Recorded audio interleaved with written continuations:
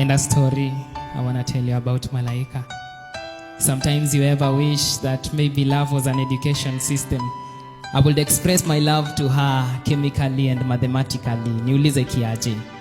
Kiaje? Niulize kiaje? Kiaje? So ninaweza mwambia, missy hydrogen but it's like you preferentially discharge me off. Sikuwa chepe but kila time wewe unishow me stories zangu zimeenda shule. So I want to decompose you into my heart that your love may dissolve into me. I'm the one who is to show you how ladies don't lose composure. So you have been the catalyst to the increased reactions in my body, heart, mind and soul. Na hapa si tukiamua kuongeza pressure, then we'll be morally together. And it's because of you that every time kikucheki there's an increase in temperature in my body. Hii huwa inanionyesha that kukutana kwetu was such a fruitful collision. So tuka collide over each other, making our particles to slide over each other. We were like graphite. But me nikakufanya my allotrope because you're such a treasure, you're my diamond. So kwa hii periodic table yangu ya heart nikosa pa kukuweka. Ningekupea atomic number ya 0, but the problem will be how to balance the equations in my heart.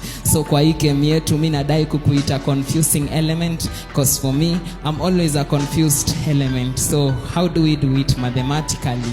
Ninaweza mwambia sikupenda maths nikiwa class 6, but ilinibamba nikiwa form 3 wakati nilijua you're my heart's matrix.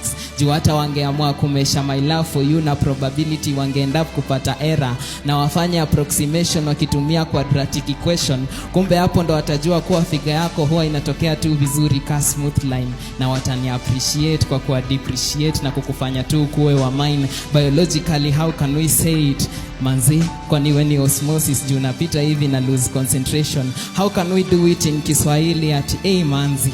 Kwani we ni kitenzi juu kitendo naweza penda kutenda tena ni kukupenda. It's a yes for me. For me it's a yes.